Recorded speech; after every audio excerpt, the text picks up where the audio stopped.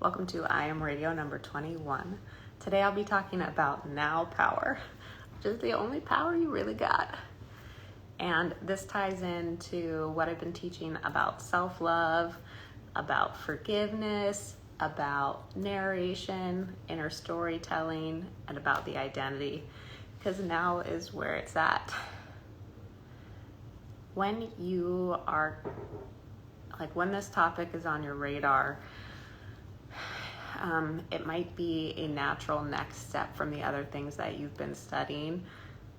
Generally, you're not aware that you're having challenges being present because it's kind of like the frog in boiling water example. You throw a frog in the pot that's boiling, the frog's like, shit, I'm out. But if you start with the frog in the pot, it just kind of gets hot, hot, hot. Supposedly. From what I've seen, mental health is kind of like physical health in that it's like a gradual decline and you don't really realize it till you bump something. And similarly, like the incline is gradual and you don't really notice it till you have something to benchmark against. So how maybe a benchmarking event might be, wow, I handled this conversation so much better than I would have a year ago. And when I'm talking about NOWpower, what I mean is you do the best you can to put down your ideas about what is, what should be, and who you need to be, so you can actually hear and respond to what's present in a non-fear-based way. What does that mean? When you respond in fear, the choices that you make are usually based on what you don't want and what hasn't worked, and very rarely are sustainable or holistic. That means they either screw you over or they screw somebody else over. What I started that block of conversation with is saying, like, you generally don't know your NOWpower is missing until you've had enough NOWpower back that you're like, what was I doing before? So also with our mental experience, again, like I said, it's kind of a gradual thing. And so you don't necessarily notice what's abnormal about your experience. And I don't say abnormal in comparison to other people. I'm saying abnormal relative to what it would be like had it not been trained otherwise. So what would be kind of like in the wild. Does anybody have any questions, thoughts, feels so far? Okay, so NOWpower looks like freedom, and it looks like freedom because you're not holding yourself consistent with who you've been before. That's one expression of NOWpower. So that would look like, let's say that you know, and maybe it's in your conscious awareness, or maybe it's like tucked away somewhere, that you were kind of an asshole somewhere. And maybe you acknowledged it, but likely you didn't. And now you're in a new experience.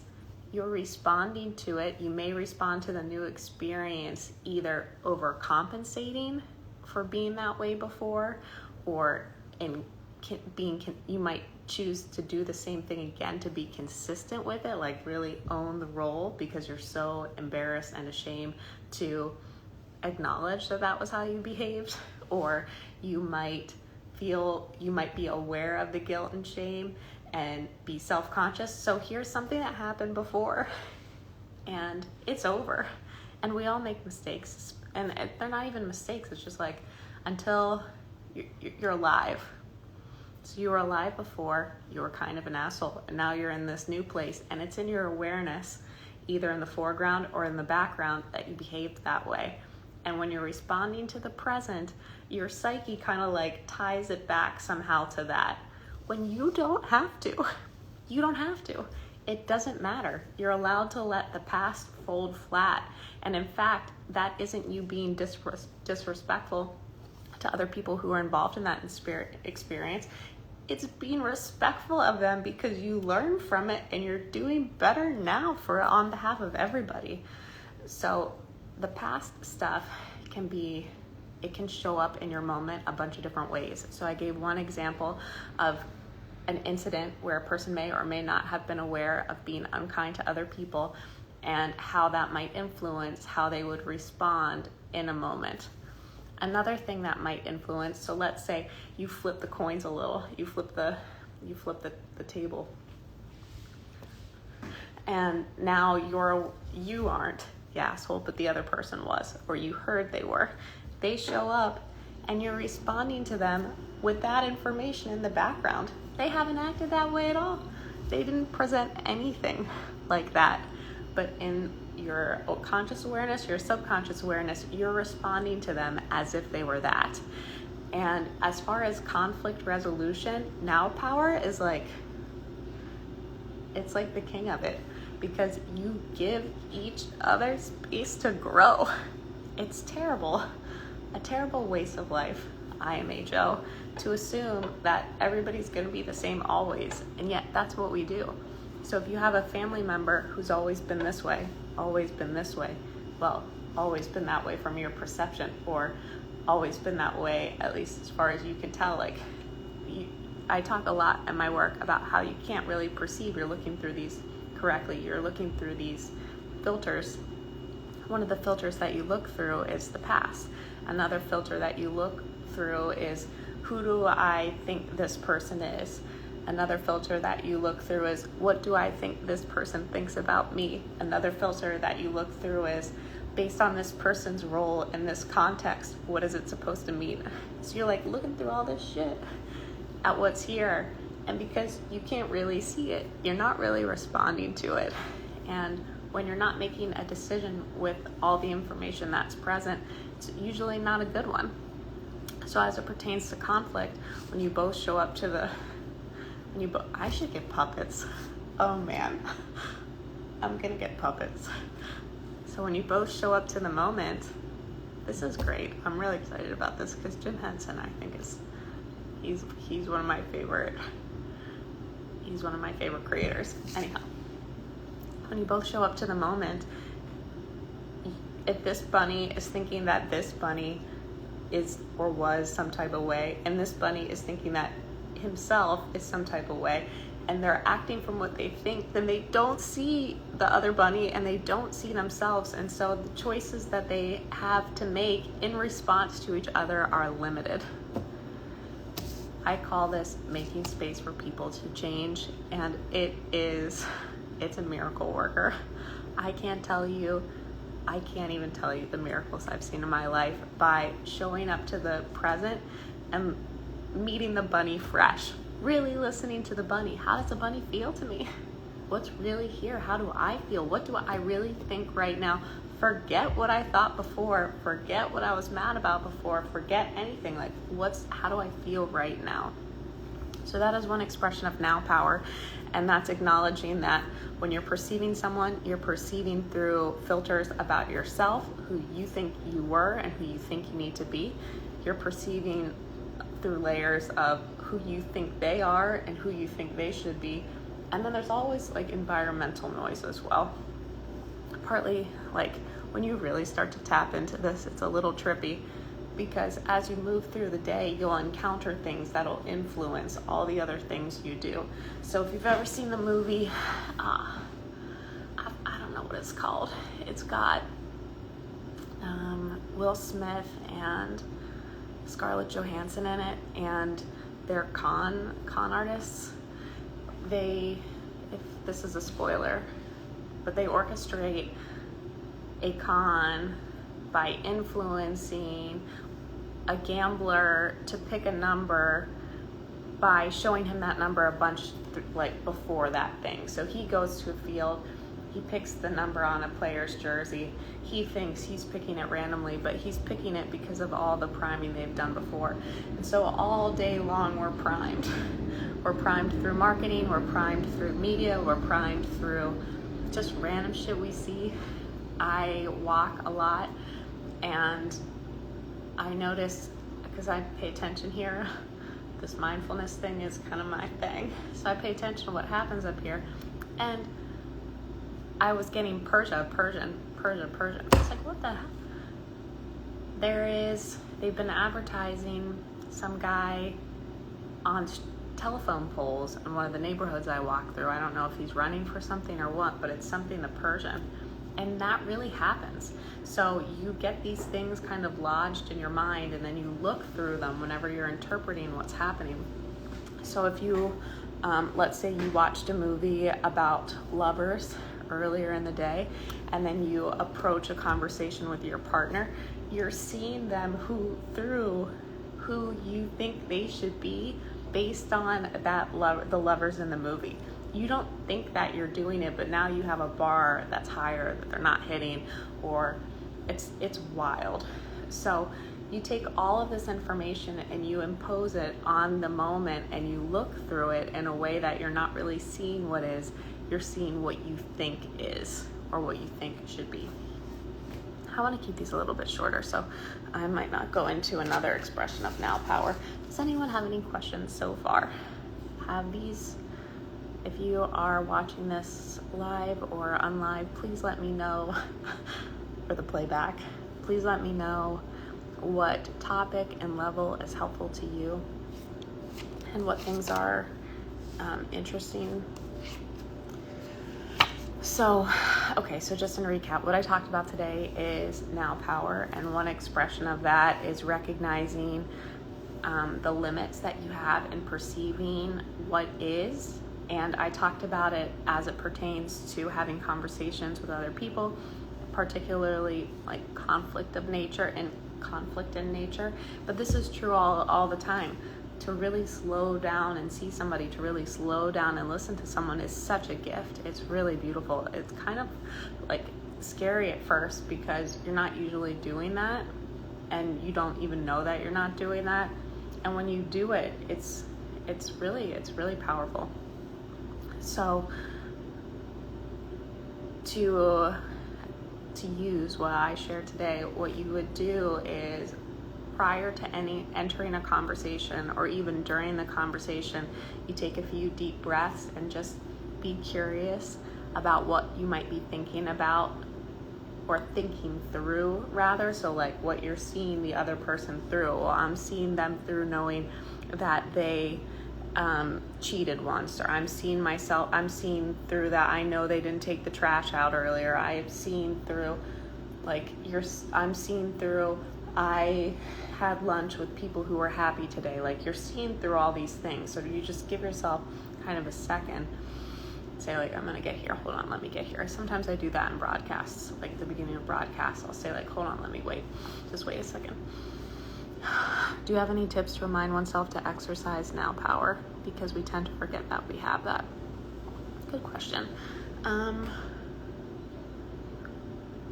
I find a physiological cue, like doing something with their body, can be helpful, but to even think to do that takes practice, and just having it be something that I know, scratch all that. Have a reason why you want to. That would really do it.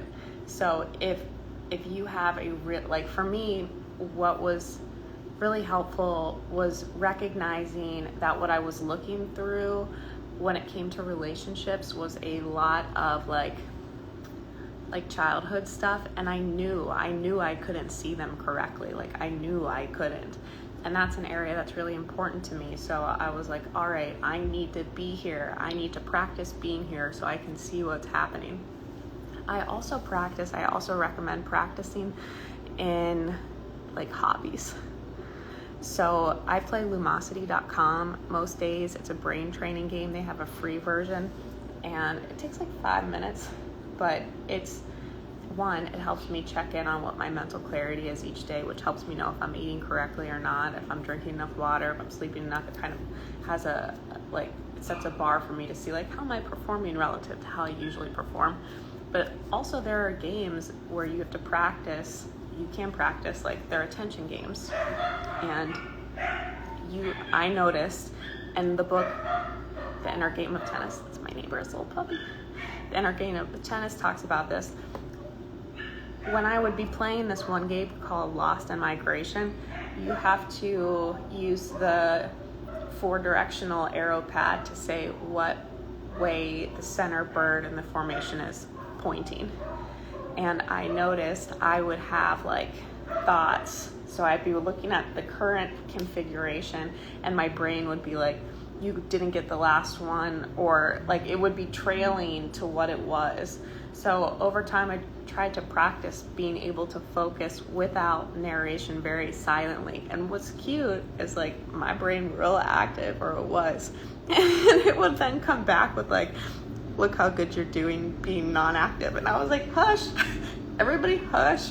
So there are all kinds of ways that your mind will advocate for itself, and sometimes it's advocating for itself like by advocating against it. It's very slippery, and the objective is just to recognize that anything you're doing up here is taking away from what's here. And it doesn't mean you're not like, you don't think, it just means be mindful of how many layers, how much stuff you're putting on top of what is, and really how much of that is helpful and how much of it is accurate. So to answer your question, desire can be really helpful. Awareness can be really helpful. What really like also revved my like, let's fucking do this engine was sometime this year when I really was like, wow, when I'm thinking I'm not doing anything except making it worse. So it's kind of being able to see the fruitlessness of thinking that makes it easier to put it down, because you're not doing what you think you're doing. Good question. Thanks so much for asking. Does anybody else have anything for today?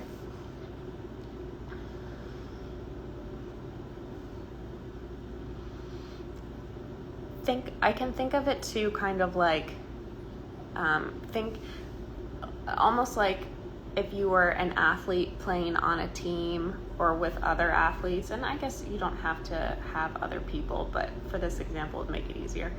Or if you were a member of a band, if you're playing off what's up here, what was, what might be, what like they did the other, you're not with the team, you're not with the band, and so you're not playing in harmony with them, and it doesn't feel as good or flow as well because you're not really there for it. So I also try to remember that I'm existing in this very complex dance of humanity and life, and I best serve it and thereby best serve myself when I commit to being on the note that is, not on the note I think it should be, not on the note that it was, not on the note like what is right now. And it is opposite of what we're trained to do, but it is seemingly natural, or like I said at the beginning, normal. All right. Thanks everybody for coming. Have an amazing day. I have a few offerings right now that I'm promoting. An awarenting workshop. So really excited to teach parents how to offer themselves self-love, which isn't like, it's being able to manage your headspace and to allow for who you truly are. So teaching parents how to do that so they can model it to their children, and also so that they can, once you accept yourself for who you are, or it might be easier to start with someone else, like just really and totally accept them as they are, all of it, not oh well this balances this, or that, no, just period. Then you give them permission to be themselves, and you also create space for them to grow and change because you're not resistant to any which way they are. So at the beginning I was saying, when you think to someone, or you think about someone, or even when you think about yourself, you might hold you to things that were but aren't present now, and you can create space for relationships to improve in quality immensely when you allow people to be different. And that means you don't expect them to be the way that they were before, or you again accept, when you accept someone, which basically is like, okay, you're that way, That's love. You give them love. When you give someone love, when you model unconditional love, they can offer it to themselves, and that makes it easier to take the step to see where you're not being kind, or you're not being responsible, you're not doing these other things. Unconditional love of the self makes you want to do that, because then you care about how you are. So if you're in self-rejection, you're less likely to see yourself because you don't want to. But if you love yourself, you want to see yourself so that you can do something about it. So when you accept somebody, or when you learn to accept yourself, it makes it so much easier to fix stuff because you wanna. And I said that earlier today about desire leading the NOWpower practice. Desire is, as far as I can tell,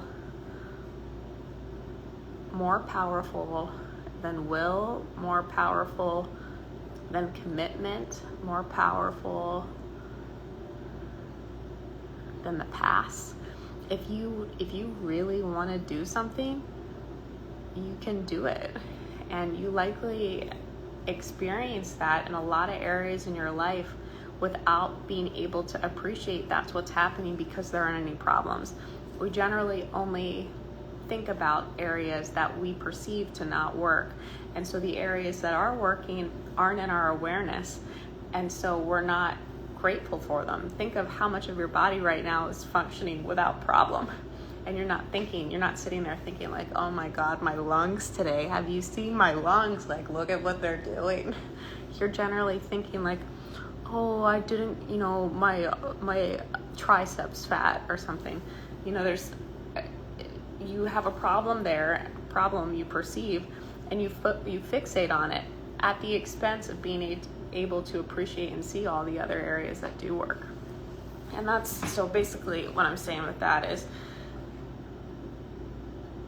if you start to pay attention to the areas of your life where they just flow, you'll find what you're great at, you'll find what you love, you'll find your recipe of how to get you to do things, like what works for you. I did an article a few years ago on Quora called Copy and Paste, when they asked like, what's the best psychological hack you ever found? If you can figure out where your life is functioning, you can copy and paste that same thing everywhere else. So let's say someone is having trouble advancing professionally, but they have a really rich family life and they're really well connected to people. Look at what you're doing over there and then copy and paste it here. Oh, well, I pay attention to the details. I care. I think that they think that I matter. I do whatever you're doing where it works. Just kind of observe yourself objectively and see what you believe to be true about yourself, about the environment, about others, what motivates you, what habits you have in practice, like what are the things that are happening there, and you take that same thing and you just put it everywhere else. Oh, some people, keep a really tidy house, or they do a really good job with the bills, or whatever. Like, explore your thought process, your relationship to that stuff, and then take it to nutrition. Then take it to your love life. The recipe is the same everywhere. Pay attention, have an idea of what you're doing, believe you can, and have fun. Enjoy it. That's it. Anywhere. But the anywheres get clouded through thought. So like I was saying, there can be the things that we're looking through. Jess, if you're there, I'm gonna get puppets. Okay, what we're looking through. So for example, with fitness and nutrition, God bless America, because they've made that so hard for people because there's so much noise and conflicting information, and just there's so much shit there. It's really hard for people to see how to develop a relationship with their body where they feed and move it in a way that's appropriate for it uniquely, because they're looking through all this shit, and part of this shit that they're looking through is oh, I didn't do that, I didn't do this, I'm not that, I'm not this. It doesn't fucking matter. It doesn't matter. And when I was talking about NOWpower, and maybe this is one I'll go into a different day, that same idea, I was saying, like, when you show up to your moment, this is the moment, and you allow for the other person to be new, so you see them fresh, and you respond to what is from your belly, so you're fresh too. You're not thinking, okay, well, this is how I felt about them earlier, or this is, like, you're right here, and you're right there with them, and you respond from there. That's the same recipe. Copy and paste that to, bye Trina, thanks for coming in. Have a great day out there. Take that same recipe and put it towards ideas when you're taking on something new. Imagine you didn't know shit about it. Let yourself be fresh. Okay, it seems like what I'm eating doesn't make me feel good. Okay. Rather than come out with all these ideas, just stay with it moment by moment. When I coach nutrition, when I coach fitness, it is not a top-down, force yourself to do this every day structure. That doesn't work. If it worked, everybody would do it. What works sustainably is to be present and to see what actually feels good to you, and to not think about it in a way that makes you feel guilt or shame or powerless or overwhelmed, or, you just right here with it. It's just one little thing at a time. Same with building a business. Same with navigating your way out of your trauma. Same with moving to a new city. One moment. All right. I meant to close this a moment ago. Thank you so much for coming out. Very nice to see you. Have a great day. I knew you would be. I'd actually like to draw that for you.